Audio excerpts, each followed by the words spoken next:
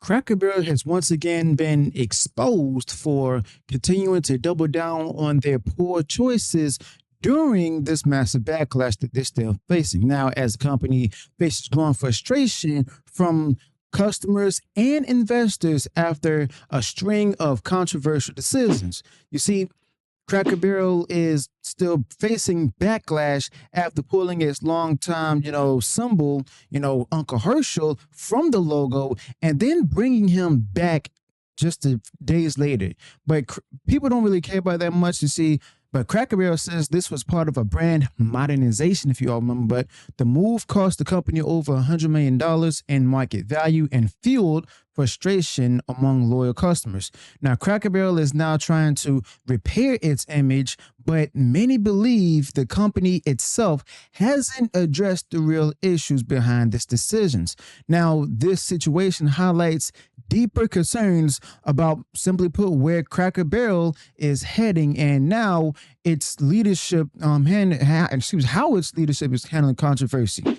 Okay, so this is coming in from the New York Post and stuff, where it talks about that they're still deep in DEI despite the return of Uncle Herschel. But the thing is, this is not why people left Cracker Barrel in the first place.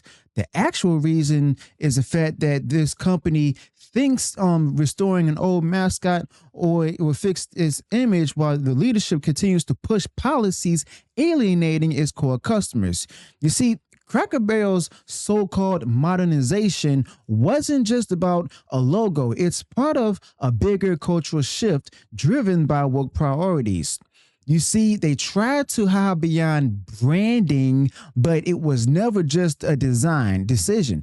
These moves created headlines, tanked investor confidence, and left their leadership scrambling to go ahead and to contain damage without actually changing the agenda behind their choices. Okay, so it's no wonder Cracker Barrel's problems runs deeper than a marketing misfire. You see, the whole ESG driven policies driving these decisions remain fully intact. If you take a look at the company's ESG report, it brags about, gender and racial quotas in its executive leadership back in 2024, the board and staff. It highlights percentages and representation metrics as if customers eating chicken fried steak came there to read diversity scorecards.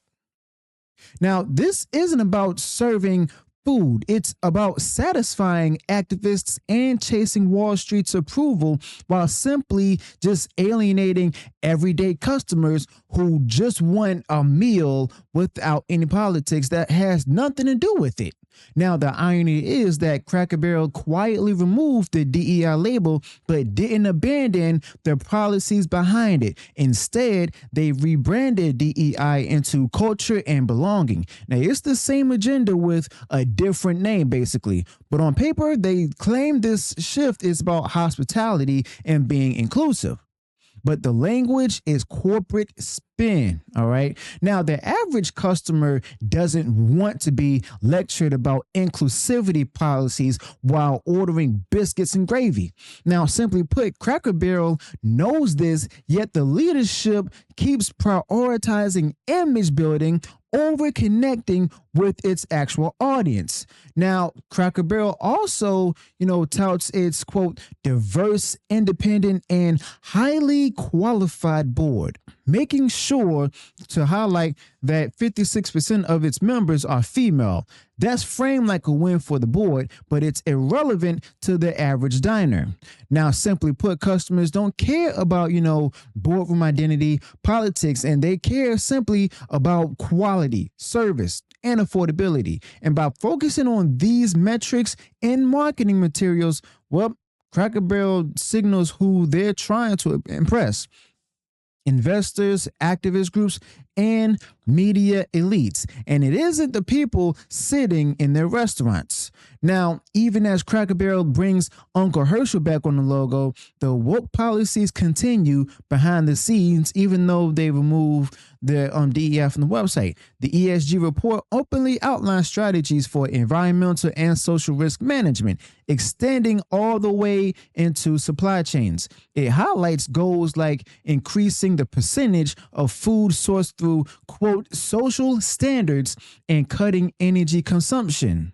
Now, those initiatives just simply keep affecting the restaurant in a negative manner. And simply put, it's no surprise because this is what happens when you go woke. You actually just simply go broke. All right.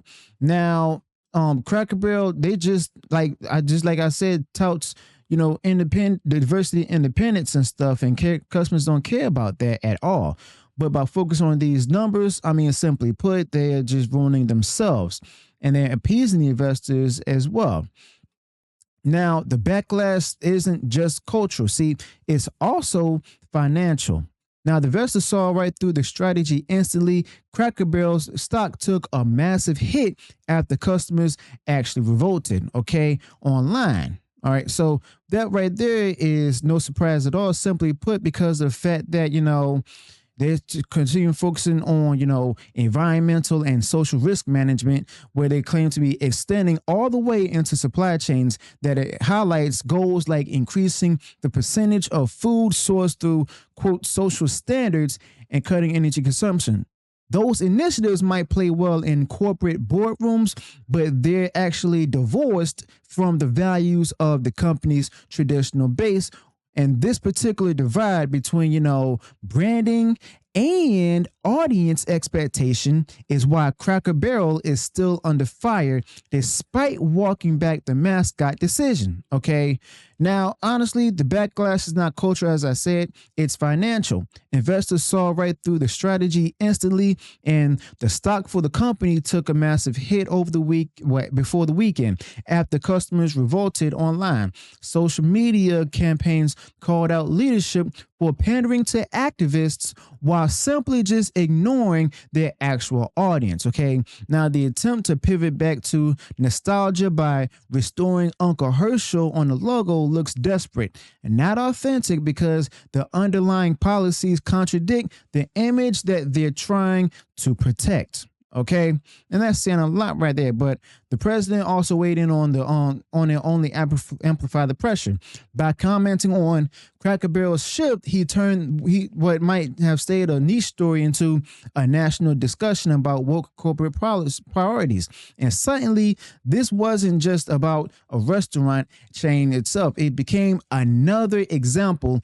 of a cultural divide between everyday Americans and the corporate elites. Simply put, Cracker Barrel wanted to control the narrative, but once politics and cultural identity enter the picture, they lost control of it entirely. Okay. So yeah, this is why restoring Uncle Herschel is not fixing anything. The logo change doesn't erase the woke language in Cracker Barrel's own reports, as well as the kind of food that they serve or the policies driving these decisions. Customers see right through the surface level gestures and expect authenticity. Now, bringing back a mascot while keeping the same leadership agenda only signals one thing clearly: Cracker Barrel hasn't learned from its mistakes.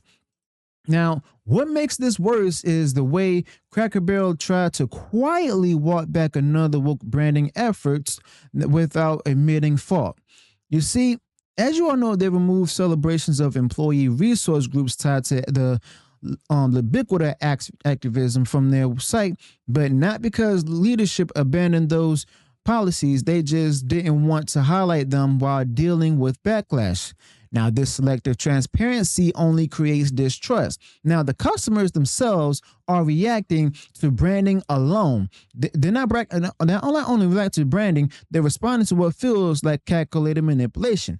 The broader issue is that Cracker Barrel has drifted from its base while pretending it hasn't. Loyal customers are simply the foundation of the brand, and those customers want consistency. Now, when a company famous for Southern hospitality adopts the same ESG-driven priorities dominating woke corporate America, well, it simply just creates cultural whiplash.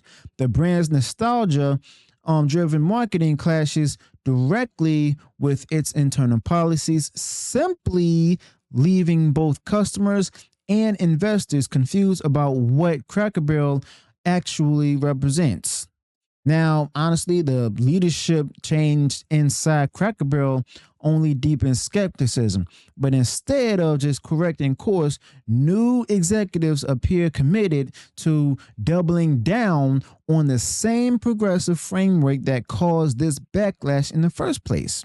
Now, whether it's DEI initiatives remaining or quietly reshaping corporate values, the decisions coming from the top simply show a company focused on approval from elites, not loyalty to the people who built the brand's success. All right. Now, Cracker Barrel's attempt to balance nostalgia marketing with ESG compliance is impossible to sustain.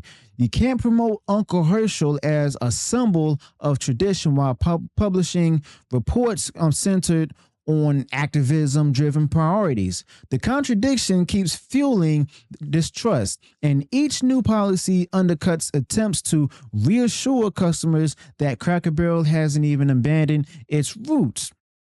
Now, this conflict is exactly why they keep just ending in political firestorms. But the reaction to Cracker Barrel simply proves that the cultural alignment matters as much as product quality in today's economy. Now, simply put, customers expect brands to reflect their values, and Cracker Barrel's leadership doesn't even reflect good food at all, or doesn't seem to understand that disconnect. Now, while they chase applause from activists, they're losing the trust of the diners who made them a household name in the first place. Now, honestly, without real change inside the company, including the leadership positions, no amount of nostalgia branding will repair the damage.